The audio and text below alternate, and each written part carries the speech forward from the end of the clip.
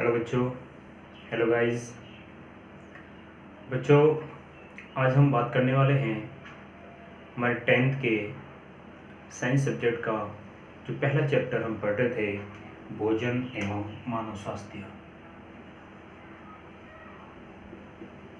भोजन एवं मानव स्वास्थ्य। बच्चों, आपको पता होगा हमने इस लेसन के अंतर्गत अब तक पोषण, संतुलित भोजन, कुपोषण, विटामिन कुपोषण और उसके बाद में हमने जो है प्रोटीन कुपोषण के बारे में अध्ययन किया है। बच्चों, अभी हम बात करने वाले हैं खनिज कुपोषण। किसके बारे में? खनिज कुपोषण। खनिज कुपोषण,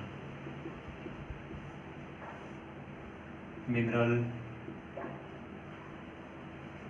malnutrition, मिनरल malnutrition। ठीक है बच्चों, तो देखिए खनिज भी हमारे शरीर के लिए बहुत ही आवश्यक पोषक तत्वों में माना गया है और ये हमारे शरीर के संचालन के लिए अति महत्वपूर्ण कार्य करते हैं। खनिज बहुत प्रकार के हैं जिसमें मैं बात कर सकता हूँ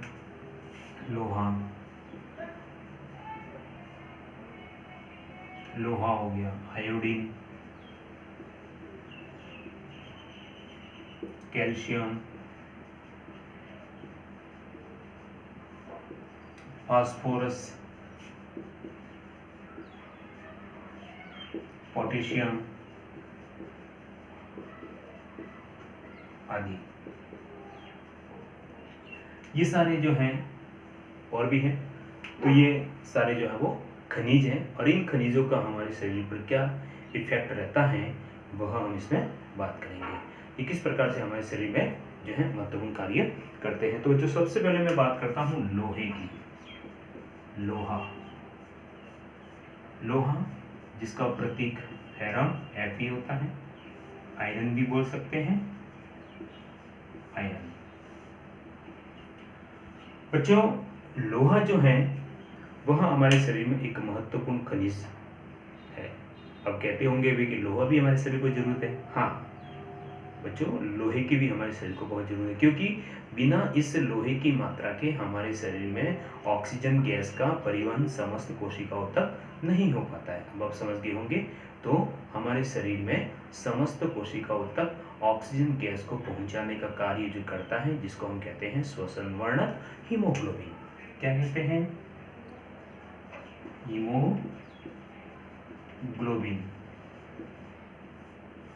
हीमोग्लोबिन। और यही हीमोग्लोबिन जो है, हीमोग्लोबिन लोह युक्त तत्व है। कैसा है? लोह युक्त वर्णक।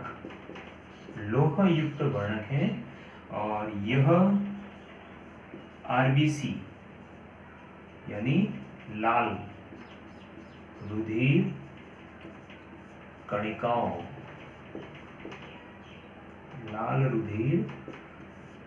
कणिकाओं, आरबीसी में उपस्थित होता है।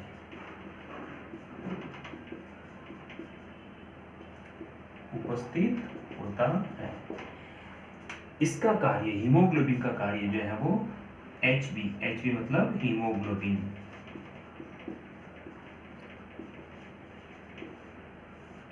का कार्य ऑक्सीजन गैस को रुधिर के माध्यम से, रुधिर की सहायता से समस्त कोशिकाओं तक पहुंचाना।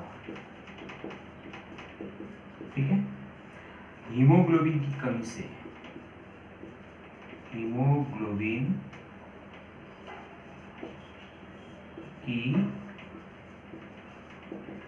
से, एनीमिया, क्या बच्चों, एनीमिया, जिसको रक्तहीनता,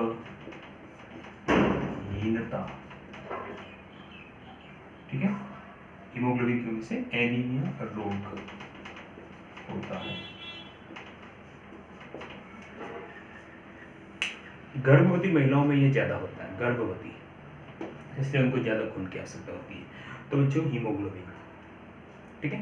तो पहला हमने बात की है लोहे की, लोहे को आयरन भी कहते हैं, इसका प्रतिघाती होता है और यह हमारे लाल रक्त कणिकाओं में पाया जाता है। यह जो है हीमोग्लोबिन के रूप, मतलब लोहा, हीमोग्लोबिन जो हमारे शरीर के, हमारे लाल रक्त कणिकाओं में जो होता है, ठीक है ना, वह एक लोह युक्त वर्णक है। इसको श्वसन वर्णक भी कहते हैं। क्या कहते हैं?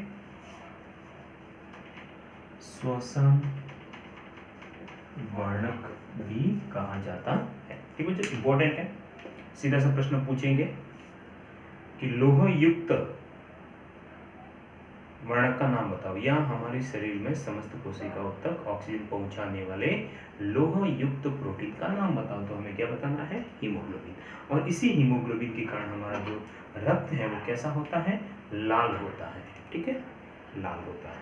अच्छा, और जो दूसरी मैं बात करने वाला हूं कैल्शियम की।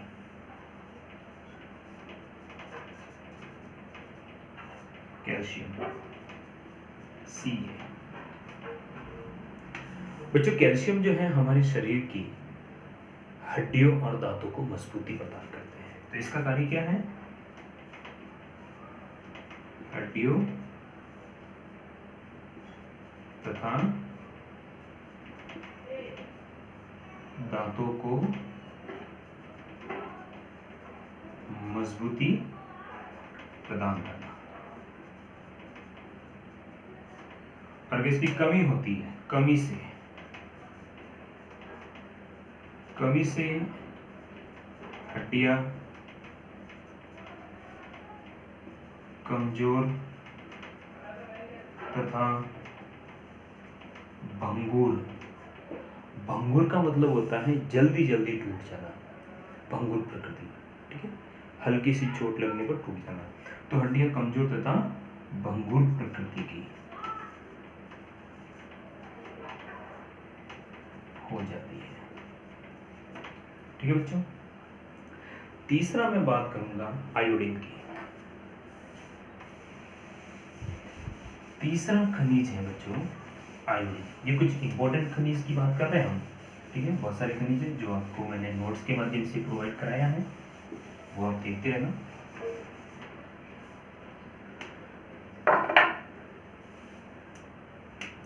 तीसरा मैं बात करता हूं आयोडीन।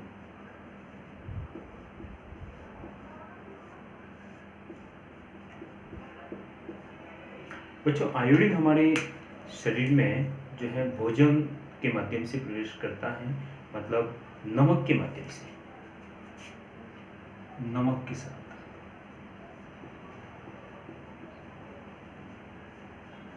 ठीक है, तो आपने टीवी में ऐड वगैरह भी देखा होगा कि आयोडीन युक्त नमक का इस्तेमाल कीजिए। ठीक है ना, तो आयोडीन जो है वो हमारे शरीर में क्या करता है? देखिए आयोडीन जो है हमारे शरीर में, हमारे जो गले में एक ग्रंथि है जिसका नाम है थायराइड ग्रंथि, जिसको अवटू भी कहते हैं। तो यह यही कह सकते हैं, इसकी कमी से थायराइड, जिसको अवटू, हिंदी में अवटू कहते हैं, थायराइड ग्रंथि, इसकी कमी से थायराइड ग्रंथि की क्रियाशीलता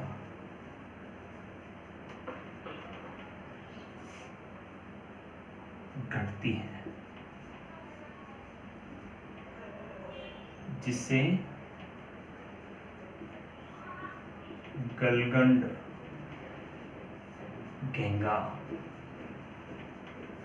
अंग्रेजी में गोइटर भी कहते हैं, तो ग्रंथि की क्रियाशीलता घटती है, जिससे गलगंड या घेंगा रोग होता है। ठीक है बच्चों, तो अभी हमने तीन जो है वो खनिज की बात की है। पहला क्या था? लोहा, दूसरा क्या था? कैल्शियम, और तीसरा क्या है? आयोडीन। ठीक है, एक और बात करता हूँ पोटेशियम।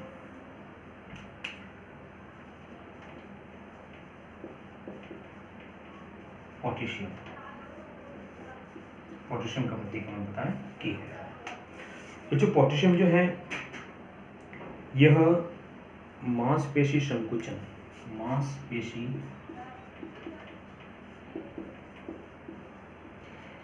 संकुचन, मांसपेशी संकुचन और तंत्रिकीय संचरण, इसका जो कार्य है तंत्रिकीय संचरण, तंत्रिकीय संचरण का कार्य करना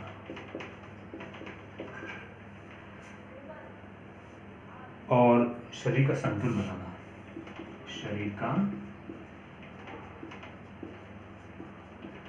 संतुलन बनाना। ठीक है बच्चों, ये इसके कार्य हो गए। फिर बच्चों इसके बाद हम बात करने वाले हैं सोडियम।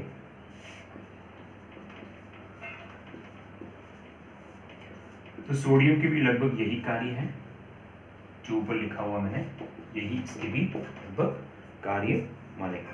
ठीक है ना, कैल्शियम बता दिया, एक और बता था फास्फोरस।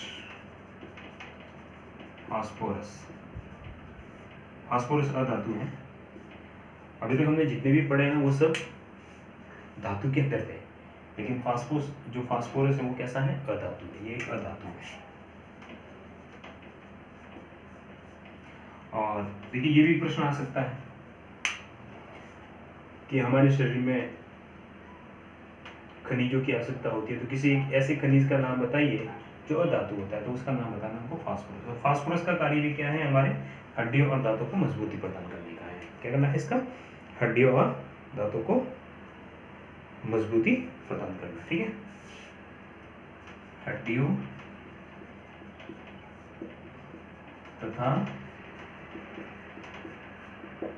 दांतों को मजबूती प्रदान करना। तो जो ये था आज का आपका चैप्टर खनिज एवं उनसे होने वाले रोग या खनिज का हमारे शरीर में किस प्रकार से आवश्यकता होती है, खनिज हमारे शरीर को किस प्रकार से संतुलित करता है, किस प्रकार से जो है संचालन करता है। आई होप कि आपको ये छोटा सा चैप्टर जो है वो समझ में आया होगा, और मैंने आपको जो है वो नोट्स भी प्रोवाइड करा दिए हैं, तो उसके माध्यम से आप उसको और समझना, आपको डेफिनेटली ये समझ में आएगा। और फिर भी कुछ प्रॉब्लम होता है तो आप मुझे अपने मेरे सेल नंबर पर आप जो है वो कांटेक्ट कर सकते हैं और अपनी समस्या का समाधान कर सकते हैं। Thank you very much.